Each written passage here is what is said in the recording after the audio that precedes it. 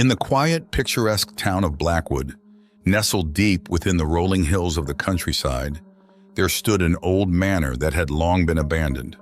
This imposing structure, known as Blackwood Manor, was a place shrouded in mystery and whispered legends.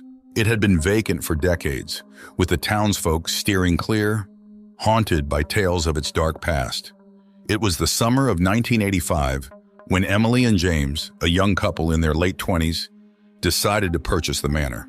They were both historians with a passion for restoring old properties, and Blackwood Manor seemed like the perfect project.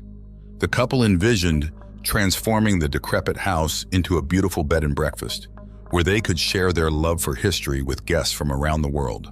Their first day at the manor was filled with excitement and anticipation.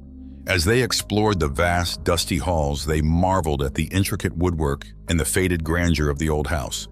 Despite its dilapidated state, they could see the potential hidden beneath the layers of dust and neglect. However, it wasn't long before they began to notice strange occurrences. At first, it was just small things. A door that they were sure they had closed would be found open, or objects would be inexplicably moved from their original positions. They dismissed these incidents as the quirks of an old house and focused on their restoration work. One evening, as Emily was cleaning in the grand dining room, she noticed an old portrait hanging above the fireplace. It depicted a stern-looking man in 19th century attire, his cold eyes seeming to follow her every move. She felt a shiver run down her spine and called James to take a look. "James, come here. Look at this portrait," she said, her voice trembling slightly. James joined her and studied the painting. "He must be one of the previous owners," he said, trying to reassure her. But Emily couldn't shake the feeling that there was something unsettling about the man in the portrait. Days turned into weeks, and the disturbances became more frequent and harder to ignore. They would hear footsteps echoing through the empty halls at night, doors slamming shut on their own, and whispering voices in rooms they knew were empty.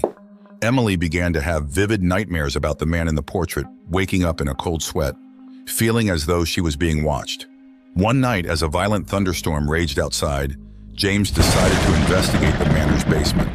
He hoped to find some clues about the house's history that might explain the strange occurrences. Armed with a flashlight, he descended the creaky wooden stairs, the air growing colder with each step. The basement was a labyrinth of narrow corridors and small rooms, filled with old furniture and forgotten relics. As James explored deeper into the darkness, he stumbled upon a locked door. Intrigued, he searched for a key and eventually found one hidden under a dusty old book. With a sense of foreboding, he unlocked the door and stepped inside. The room was small and bare except for a large ornate mirror leaning against one wall. As he shone his flashlight around the room, the beam caught the reflection of a figure standing behind him. He spun around, but there was no one there. His heart pounding, he turned back to the mirror, only to see the reflection of the man from the portrait staring back at him. James stumbled back in shock, dropping his flashlight. The room plunged into darkness, and he fumbled to retrieve the flashlight, his hands trembling. When he finally managed to turn it back on, the figure in the mirror was gone. Shaken, he hurried back upstairs to tell Emily what he had seen. Emily listened in horror as James recounted his experience. They decided that they needed to find out more about the history of Blackwood Manor. The next day, they visited the local library and spent hours poring over old records and newspapers. What they discovered sent chills down their spines. The man in the portrait was William Blackwood, the original owner of the manor. He was known for his cruelty and had been accused of numerous heinous crimes, including the murder of his wife and several servants. It was said that his spirit still haunted the manor, seeking revenge on anyone who dared to disturb his home. Determined to rid the manor of its dark presence, Emily and James sought the help of a local priest. Father McAllister was an elderly man with a deep knowledge of the supernatural. He agreed to perform an exorcism and cleanse the house of its malevolent spirit. The night of the exorcism was one of the most terrifying experiences of Emily and James's lives. As Father McAllister began the ritual, the house seemed to come alive with a fury. Doors slammed, windows shattered, and a deafening roar echoed through the halls. The temperature dropped and a thick, oppressive darkness filled the air. Father McAllister commanded the spirit to leave, his voice steady despite the chaos around him. Emily and James clung to each other, praying for the nightmare to end. Suddenly, there was a blinding flash of light, and the room fell silent. For a moment, it seemed as though the spirit had been banished. But as the couple looked around, they realized with growing horror that the man from the portrait was standing in the doorway, his eyes burning with hatred.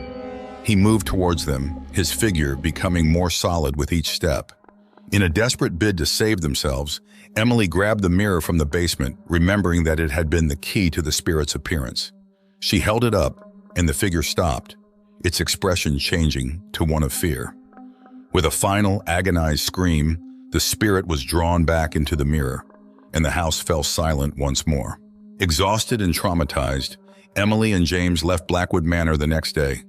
They never returned, leaving the house to its dark and tragic past. The manor still stands, a silent sentinel to the horrors that took place within its walls, waiting for the next unsuspecting souls to dare to uncover its secrets. And so the legend of Blackwood Manor lives on, a chilling reminder that some places are better left undisturbed.